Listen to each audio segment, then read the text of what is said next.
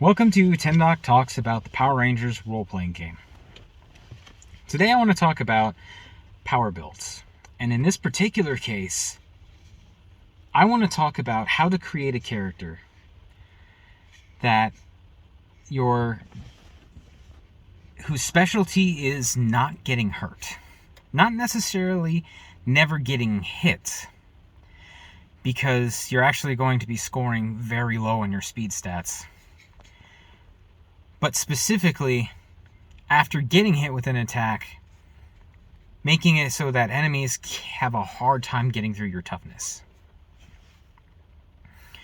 I'm not going to go over how to spend every single skill point or every perk to receive, but there are some basics to the strategy that you need to know in order to make this work.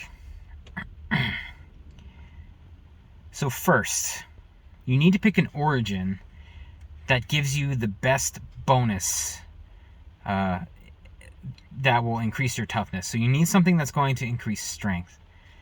And there are several different candidates. But you also need an origin that's going to allow you to take a relevant skill and something that has a really good first ability. And for this, you should take the Oddball origin. Oddball lets you take any essence, strength, smarts, speed, or social, and increase it by 1. In so doing, you get 1 skill point that you can spend. Remember though, when it comes to your origin, you have to spend that skill point in one of the options that they give you, and it has to be related to the essence that you took the bonus in. So if you take Oddball and take a +1 strength, then you can only spend it on Might. So you get a D2 in Might, and that's perfect for our purposes, because Might is going to be how you deal your damage mostly. You're going to want to prioritize Might-based weaponry. Specifically, Might-based weaponry. Power weapons. So, take Oddball. And this allows you a 30-foot movement speed, which isn't the best. Athletic is better in that regard because it gives you 40 feet, but the reason why you take Oddball is because it allows you to take a perk. There are only 2 origins in the whole game that let you take a perk level 1 because of this. And you're going to need it because the perk you want to take immediately is Ultra Heavy Armor.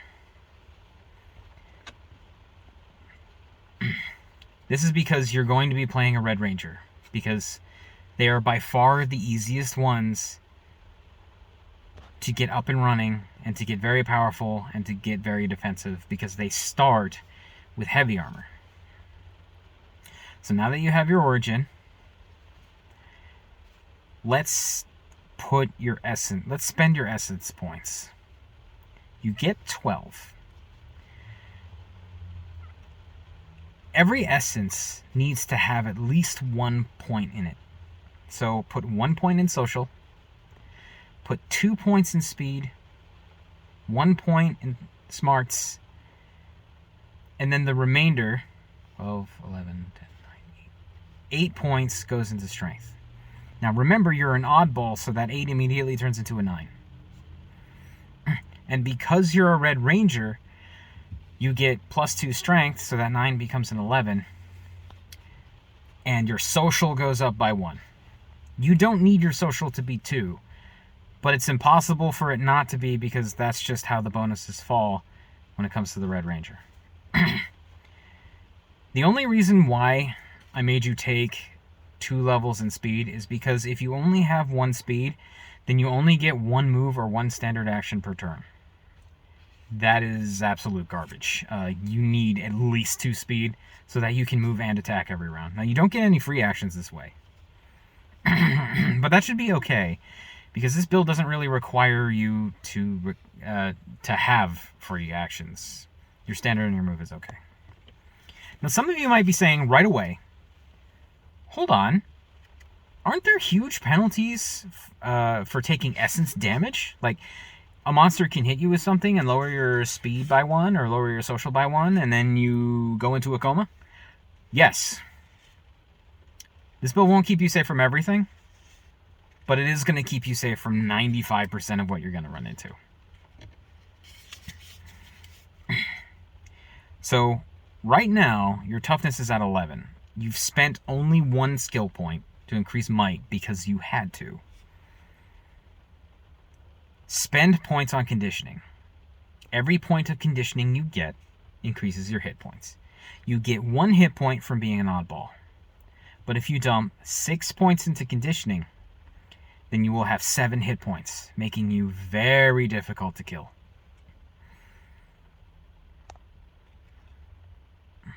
So, if I've done my math right, it takes 6 points to get level 6 conditioning. You had to spend 1 point on might. You have 4 points left. I would increase might. And you could max it out and be okay. Or you could take 1 less level of might so that you can specialize. And if you do that, I would specialize in power weapons. So this is going to give you a might score of, you see, D2, then you go D4, D6, D8, D10. It'll give you a D10 if you don't take a specialization, or D8 with specialization if you did. Alright, your Red Ranger is loaded. Let's calculate what his toughness is already. Right. So his strength is 11 by itself. But he also has ultra heavy armor, which adds +6. So if your strength is 11, to calculate your toughness score, add 10. So while morphed, so before you're morphed, you have a 21 toughness. After you're morphed, you have a 27. To put that into perspective, you are already completely immune to putties. Because a putty attacks with 1d20 and 1d4. The maximum they can roll is 24. And remember, in order for a critical hit to be a critical, it has to hit anyway. So there's nothing they can do with a d20 and a d4 to hit you. Let me see. And with a d20 and a d6, that's 26. That's still not enough. So any monster who has an attack skill that only goes to d6 can't hurt you even on a crit. Now I say can't, but there actually is a way. Because the monsters could use tactics, and if they do, there are things they can do to each other to grant each other shifts, right? So they can shift their d6 to a d8, and now it's possible to hit you. And if they keep doing that, d8 turns to d10, then d12, and that's not the end. You can increase 2 more times. It goes 2d6, no, sorry, it goes 3d6, 3d8, and then auto success. So there are still some things that can be done to hit you, but your GM is going to have to work very hard to make that happen. So at level 1, Red Ranger, while morphed, you have 27 toughness. Most attacks can't hurt you. And if you do get hit, you have 7 hit points. So it probably won't matter. They will have to reliably hit you 7 times, which is going to be very, very difficult. Now, I can end the build right there, because that's going to take you to mid-game. 27 toughness. Now you might say, well, what if my GM targets evasion? Then you'll get hit. But if you saw my last video, you are allowed to tell your DM that you're not trying to dodge and that you're just going to take the hit. Your GM could disagree with you because he's the final decision maker on the rules, but rules is written. You do have the ability to block anything that causes damage with toughness, as long as you're aware that you're being attacked. And even if you're unaware of being attacked, the default for taking damage when you're unaware of the attack is to hit toughness. So level 1, you have a 27 toughness. Nothing that has anything less than a d6 is going to be able to hurt you. When you get to level 2, one of your essences is supposed to increase. Every Power Ranger does that. Every single time you level, one of your essences goes up. There's an optional rule in the book that says every time this happens, instead of taking the essence increase, you can take a perk. I would recommend doing that, because there are some great perks that really drive this point home. For instance, Powershield gives you another +2 armor. You summon a shield, it becomes a tangible object, it's in your hand, you can give it to other people, and it lasts for as long as you are currently morphed. It takes a power point to activate, but you have plenty of those. So then you'd be up to 29. Or you could take... Oh, sorry, that's a grid power. So in order to get that, you have to wait till level 4, or you can take the perk called Extra Grid Power, which you can only take once ever. But if you take that, it allows you to take a grid power much, much earlier. And if you were going to take one, Powershield is very, very good. For perks, though, another thing you might want to take is Penetrating Strikes. Penetrating Strikes allows you to spend a power point, and all attacks from you from that point forward ignore armor. Holy crap. If your objective is to beat up another Power Ranger, penetrating strikes is absolutely devastating. Like, if that was used against you, it would be the nail in the coffin. Well, kind of. Not really, because you have 7 hit points, but still. This lasts for a minute. So this isn't like once per round spend a power point to ignore toughness, or to ignore armor. No, this is an entire minute. That is absolutely devastating. And then Iron Hands is another good perk to have, because it just increases the amount of damage you do on martial arts attacks forever, permanently. You just do 1 more damage.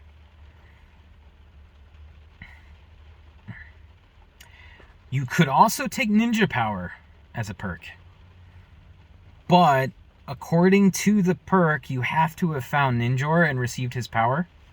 So your GM might say you're not allowed to do that.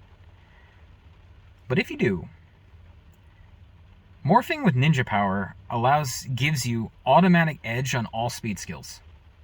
First of all, that's insane. All speed skills, attacking. That's crazy. But the second thing it does, or should I say another thing it does, because it does a ton of things, but I'm only focusing on these two, is it increases the amount of damage you do on attacks by 1. So, together with Iron Hands, you could be doing 3 damage before you use your Ranger ability. And your Red Ranger ability is that you can spend a power point to do 1 extra damage at level 1. By level 20, it's 4 extra damage. But